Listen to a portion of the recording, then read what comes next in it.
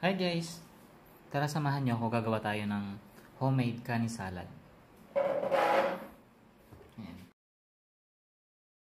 First time ko tong gagawa ng kani salad. Bear with me guys. So, may nagturo sa akin, napanood ko rin lang online. So, ang ginamit niya is peeler para maninipis yung gayat. So, idedala natin siya dito sa container. Ayan. So, malinis na siya. Hinugasan ko na siya kanina.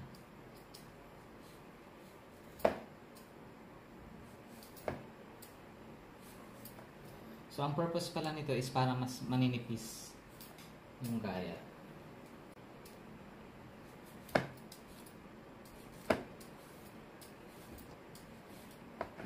Ang galing.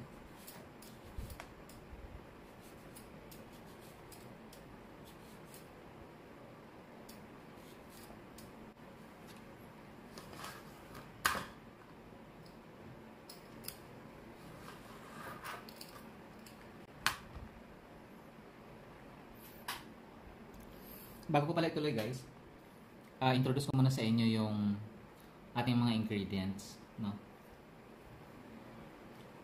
So, para sa salad natin, gumamit ako ng dalawang small to medium size na carrots. So, ito na yung isa.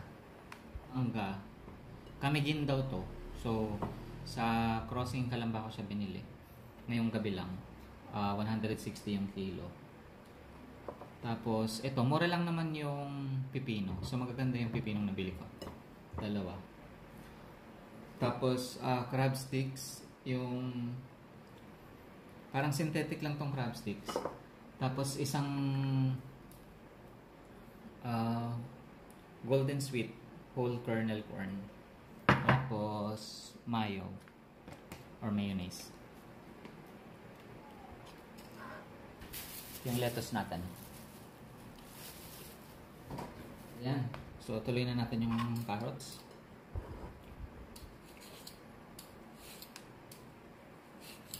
Ang galing. Careful lang kayo guys pag gagawa kayo nito. Na huwag madali yung daliri nyo. Then, after natin siyang slice ng ganun. Mahiwa ng maninipis. Slice pa natin siya ng ganito.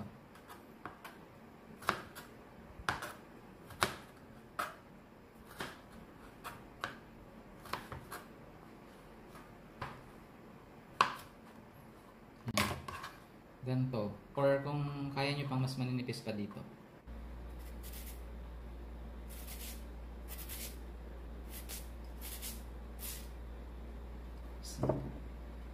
Yeah.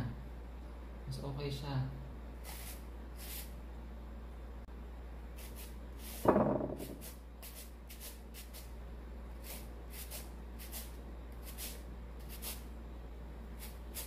Ay!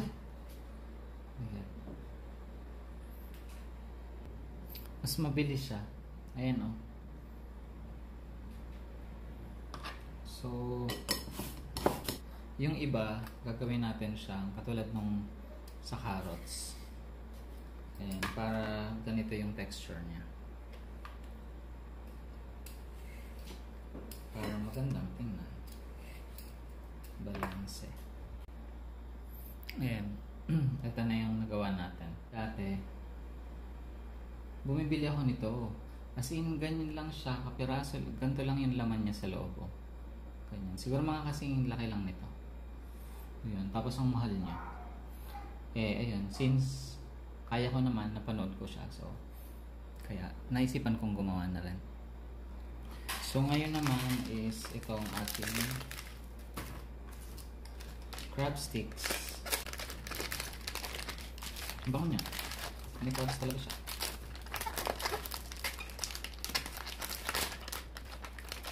Kailangan strips lang siya. Strips din lang. Para uniform sila.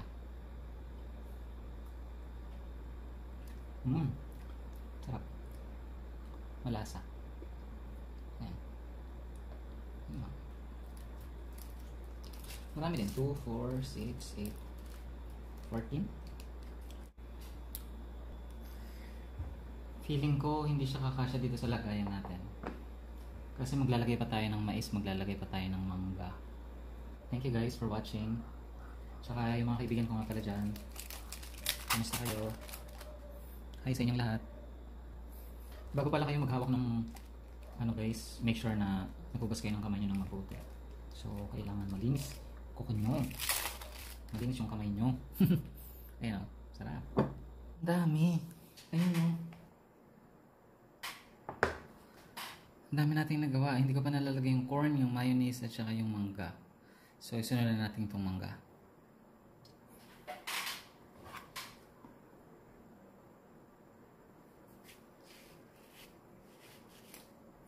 Curious ako dito sa kamigin na to. Mangga ng kamigin. Kakainin ko tong buto.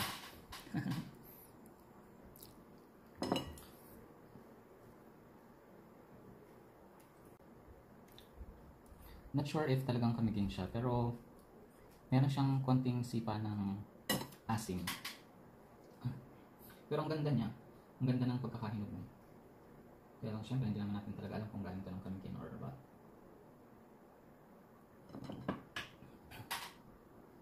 Basta sabi sa atin ni ate, it's from kamigin. Naniniwala naman tayo na galing ng kamigin.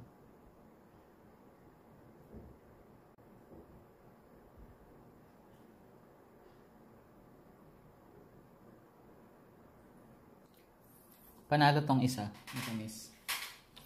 Matamis tong isang mangga. Yung malaki.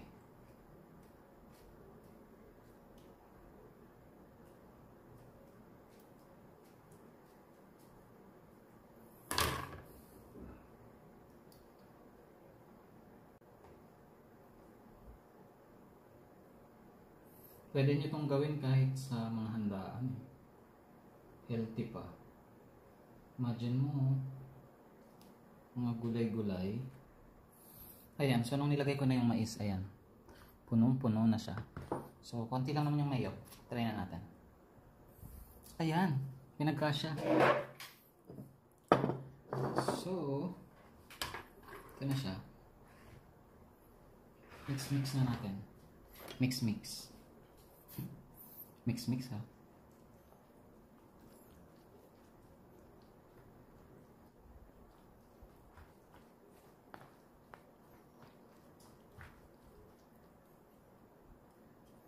Isa lang yung nilagay kong ano dito. Mayonnaise. Okay na yan. Yan, halo lang. Guys, talo-talong muna tayo. Nagutom talaga ako. Ayan o.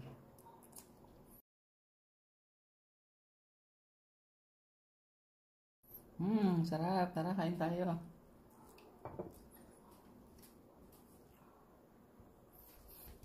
Tara, let's guys.